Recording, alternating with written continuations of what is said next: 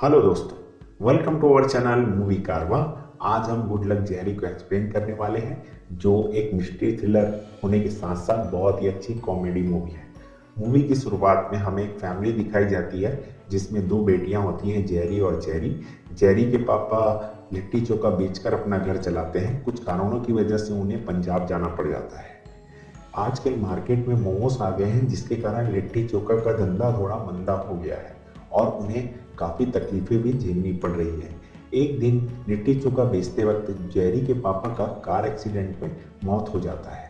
मौत के कुछ वक्त पहले ही जेरी के पापा उसे गुड लक जेरी कहते हैं, जहां हमें पता चलता है कि इस मूवी का नाम क्यों गुड लक जेरी रखा गया है। मूवी में हमें दिखाया जाता है कि जेरी की माँ सोचती है कि उसे अब लिट्टी चोखा नहीं मोमोज बनाने चाहिए। इस तरह वह मोमोज का धंधा करने लग जाती है। यह जेरी का पड़ोसी है जो कि जेरी की माँ को काफ़ी पसंद करता है। यह जेरी की माँ सरबती है और यह जेरी की छोटी बहन जेरी है। यह हमारे मूवी की मेन हीरोइन जेरी है। जेरी की माँ जेरी को घर के अंदर घुसने नहीं देती है, क्योंकि जेरी ऐसा काम करती है जिसके कारण उसकी माँ की समाज में बदनामी हो रही है। दरअसल जेरी मसाज पार्लर में मसाज का काम करती है, जो कि जेरी की माँ को बिल्कुल भी पसंद नहीं है। पर जेरी को लगता है कि इस काम में कोई बुराई नहीं है और वह काम अपने लिए कर रही है। रात में हमें जेरी, उसकी बहन और उसकी माँ को अच्छी तरह बात करते दिखाया जाता है, जिससे पता चलता है कि वे लोग आपस में एक दूसरे से बहुत ही ज़्यादा प्यार करते हैं। यह मिस्टर रिंकू हैं, जो जेरी को काफ़ी पसंद करते हैं और उनसे शादी करना चाहते हैं। मिस्टर रिंकू को एक दूल्हा दिखाई देता है जो जेरी के घर के अंदर जा रहा होता है, जिसे देखकर वह टेंशन में आ जाते हैं और उसके पीछे पीछे जेरी के घर चले जाते हैं, जहां उन्हें पता चलता है कि वह जेरी के लिए नहीं, उसकी छोटी बहन जेरी के लिए आया है। इस तरह उन दोनों में मित्रता हो जाती है। तभी उनका पड़ोसी भी वहां टपक पड़ता है, जो बातों ही बातों में अपने सबरती के लिए जो अपने प्रेम को बयां कर देता है, जिससे वहां पर सिचुएशन थोड़ा ऑकवर्ड हो जाता है। अगले सीन में हमें दिखाया जाता है कि जेरी, उसकी माँ और उसकी बहन गुपचुप खा रहे होते हैं। तभी जेरी की माँ को काफ़ी खांसी आती है और उसके मुंह से खून निकलने लगता है। चेकअप कराने पर जेरी को पता चलता है कि उसकी माँ को लंग कैंसर है, वो भी सेकेंड स्टेज में, और कीमोथेरेपी से उसकी माँ का इलाज संभव है, जिसमें 25 से 30 लाख रुपए लगेंगे। जेरी यह बात सुनकर बहुत टेंशन में आ जाती है और वह बड़े टेंशन में यह बात अपनी माँ और बहन को बताती है। क्योंकि वो लोग काफ़ी गरीब होते हैं और उनके पास कोई पैसा कमाने का साधन नहीं होता है। जेरी अपनी माँ से बहुत प्यार करती है और उसे खोना नहीं चाहती है। जेरी का पड़ोसी आकर उसे मदद करने की बात कहता है। तभी जेरी की माँ आकर कहती है कि उन्हें 20,000 रुपये नहीं, 20 लाख रुपए की ज़रूरत है। ऐसा कहकर वह उसे जाने के लिए कह देती है। जेरी अपने मसाज पार्लर की मालकिन से पैसे उधार मांगती है, पर वह भी उसे मना कर देती है, क्योंकि उसके पास खुद ही पैसे नहीं होते। इस तरह जेरी की आशाओं में पानी फिर जाता है। आगे हमें मार्केट में एक चोर दिखाया जाता है, जिसका पुलिस पीछा कर रही होती है। भागते भागते वह चोर अचानक से एक दरवाजे से टकरा जाता है, जो दरवाज़ा जस्ट जेरी ने ही खोला हुआ होता है। फिर पुलिस आकर उस चोर को पकड़ लेती है। यह सारी घटना को एक आदमी देख रहा होता है। दरअसल वह चोर नहीं बल्कि एक स्मगलर होता है और यह आदमी माफिया का आदमी होता है। माफिया का यह आदमी जेरी और उसकी बहन को रास्ते में रोक लेता है और माफिया से मिलने की बात कहता है। तभी थोड़ी देर में माफिया वहां आ जाता है।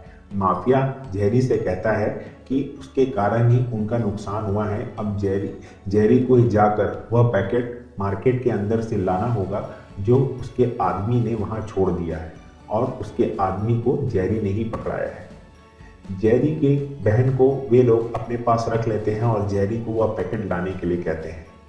जेरी मार्केट के अंदर जाती है। उसे पता चलता है कि उस चोर ने वह पैकेट टॉयलेट के अंदर छुपाया था और उसे वह पैकेट खोजने में काफ़ी मशक्कत होती है, और वह पैकेट खोजते खोजते उसके हाथ से छूटकर टॉयलेट के अंदर गिर जाता है। पर पॉलीथीन के अंदर के होने की वजह से उसे कोई नुकसान नहीं होता है।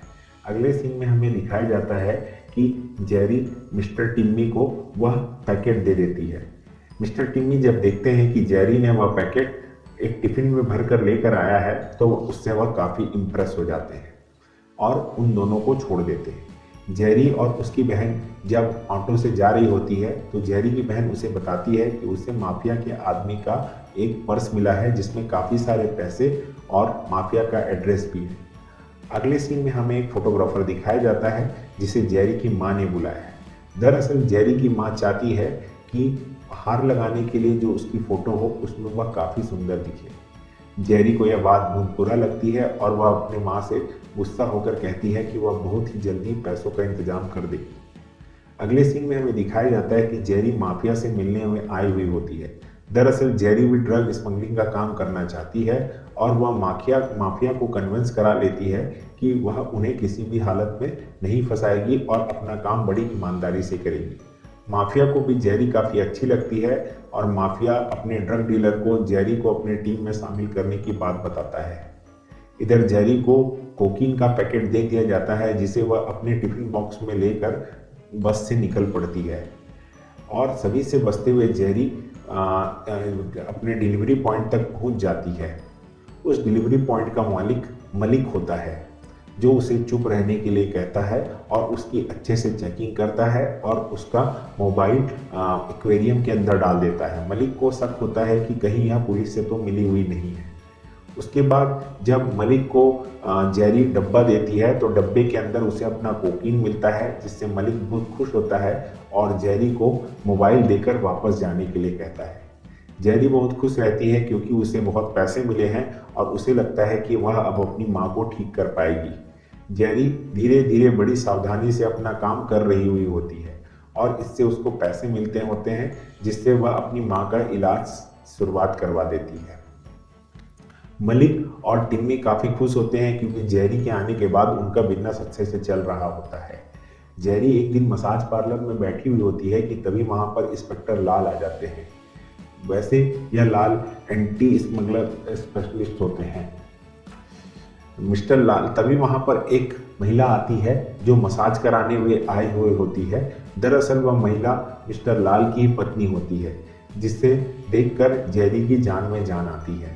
जेरी को पुलिस का कोई डर नहीं होता है और पुलिस को भी जेरी के ऊपर कोई शक नहीं होता है। तभी हमें दिखाया जाता है कि मिस्टर पिंटू जेरी को एक दिन रास्ते में रोक लेते हैं और जेरी रोने लगती है। तब मिस्टर पिंटू उसे जाने देते हैं। इससे हमें पता चलता है कि जेरी को छोटे छोटे लफड़ों से निपटना बहुत अच्छी तरीके से आता है। तभी हमें दिखाया जाता है कि एक आदमी जेरी के ड्रग स्मगलिंग की खबर इंस्पेक्टर लाल को दे देता है। इंस्पेक्टर लाल सारे बस की चेकिंग करवाता है। जब जेरी के बस की चेकिंग होती है तो वह घबरा जाती है और उठकर जाने लगती है। तभी एक पुलिस ऑफिसर उसे रोक लेता है और उसके बैग की चेकिंग करता है। बैग में टिफिन के अंदर उसे जब कोकीन मिलता है तो पुलिस ऑफिसर उसे अनदेखा कर डब्बे को वापस बंद कर देता है। दरअसल वह आदमी माफिया का ही आदमी होता है। जब पुलिस ऑफिसर जेरी को पकड़ लेता है तो जेरी को बहुत डर लगता है और वह रोने लगती है।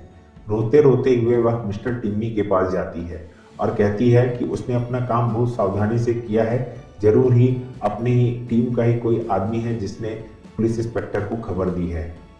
जब टिम्मी सबसे चेक कराता है तब उसे दो आदमी पर शक होता है। एक का नाम जोगिंदर और दूसरे का नाम पिंटू होता है। टिम्मी दोनों को बारी बारी से एक दूसरे की गलतियां बताने का मौका देता है जिससे उसे पता चल सके कि असली अपराधी कौन है। टिम्मी को पता चल जाता है कि असली अपराधी कौन है और वह जोगिंदर को मार देता है। इतने में जेरी को लगता है कि हो सकता है कि पिंटू ही अपराधी हो। ऐसा कहकर वह टिम्मी से कहती है कि उसे दोनों को मार देना चाहिए, पर जेरी उसे कहता है कि उसका अंदाजा कभी गलत नहीं होता है। पर वह मानती नहीं है और अंततः टिम्मी को पिंटू को मारना ही पड़ता है। जेरी जब घर में होती है तो उससे पिंटू की आवाज़ बार बार सताती है जिससे उसे बहुत डर और बहुत बुरा लगता है। अगले दिन वह टिम्मी के पास जाकर अपना यह काम बंद करने की बात कहती है। टिम्मी भी इस बात पर राजी होकर उसे कल सुबह आने के लिए कहता है। अगले दिन जब जेरी टिम्मी से अपना हिसाब पूरा करने के लिए आती है तो टिम्मी उसके साथ ज़बरदस्ती करके उस पर हमला कर देता है, जिस पर जेरी उसे धक्का देती है और इस धक्का मुक्की में उसकी रीढ़ की हड्डी पर चोट लगती है तथा उसे पैरालिसिस हो जाता है। जेरी अब भागकर जब अपने घर आती है तो वह देखती है वहाँ पे ड्रग डीलर के आदमी पहले से ही उसके घर वालों को किडनैप करके रखे हुए हैं। तभी ड्रग डीलर का जेरी को फ़ोन आता है और ड्रग डीलर उसे अपना काम करने के लिए कहता है। ड्रग डीलर उससे कहता है कि अगर जेरी ने उसका काम नहीं किया तो वह उसके परिवार वालों को मार देगा। अगले सीन में हमें 100 किलो कोकीन दिखाया जाता है। दरअसल यह वही काम होता है जो जेरी को ड्रग डीलर के लिए करना होता है।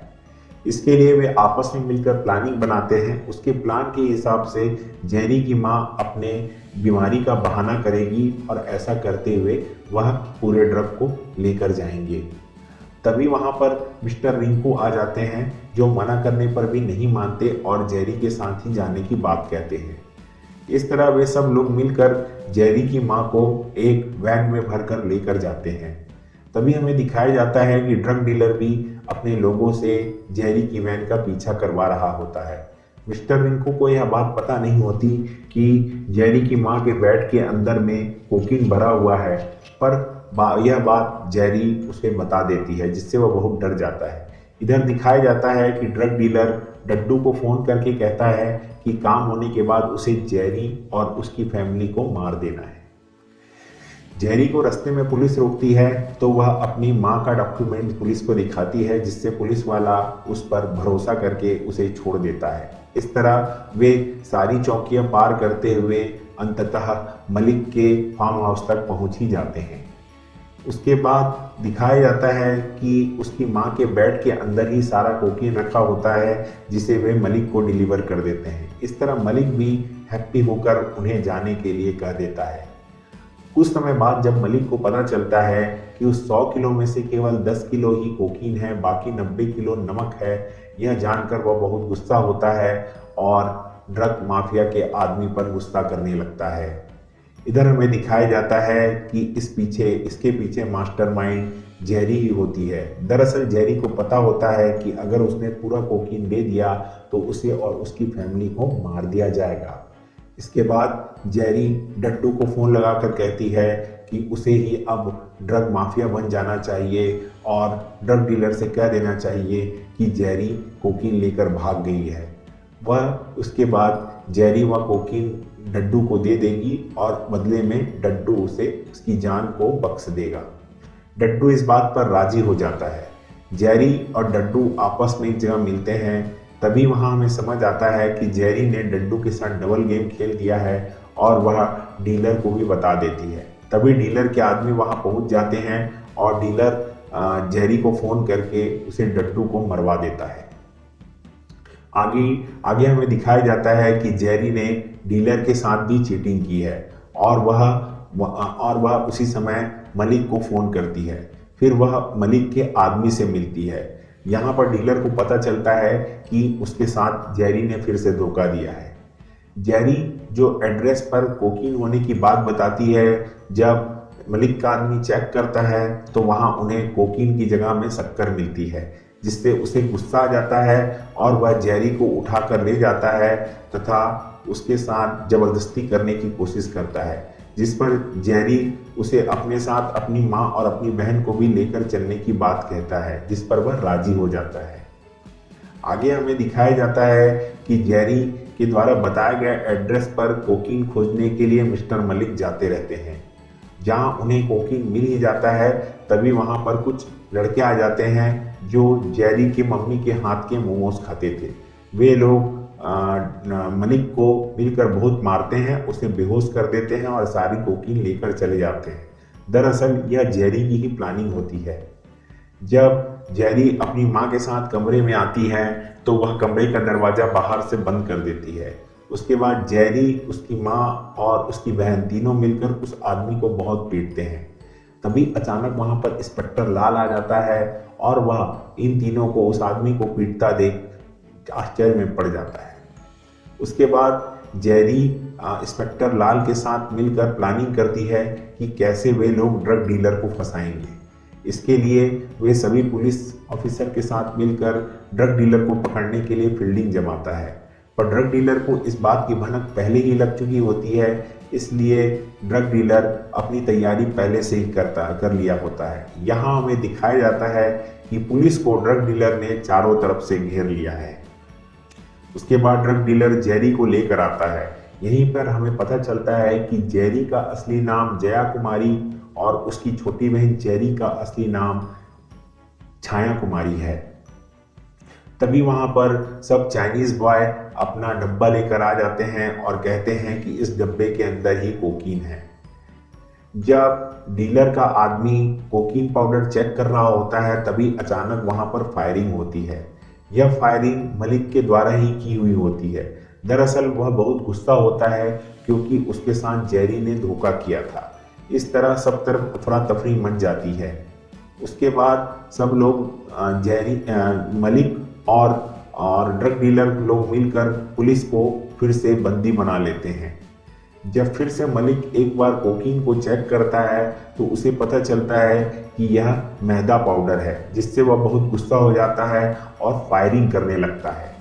इसी बीच लड़ाई में ड्रग डीलर यहाँ मिस्टर मलिक को मार देता है और ड्रग डीलर को टिम्मी गोली मार देता है।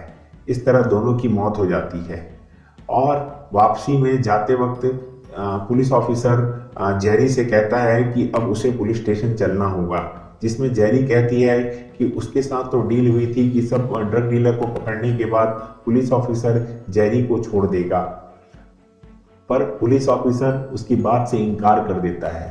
तब जेरी उसे बताती है कि उसने 90 किलो कोकीन पुलिस ऑफिसर के घर में ही रखवा दिया है जब उसकी वाइफ मसाज करवा रही थी। इस तरह वह पुलिस ऑफिसर फंस जाता है और मजबूरन जेरी और उसकी मां को छोड़ना पड़ता है। इस तरह से यह मूवी यहीं पर समाप्त हो जाती है। दोस्तों, अगर आपको मूवी अच्छी लगी होगी तो आप कृपया इस चैनल को लाइक और सब्सक्राइब करिएगा, और अगर कोई और आपको मूवी देखनी होगी तो आप कमेंट करिए, तो मैं हो सकेगा उस मूवी को एक्सप्लेन करने की कोशिश करूंगा। अभी मैं नया चैनल स्टार्ट किया हूं तो शुरुआत में थोड़ा सा मिस्टेक होगा। डे बाय डे प्रैक्टिस के साथ थोड़ा इम्प्रूवमेंट आपको देखने को मिलेगा। Okay friends, thanks.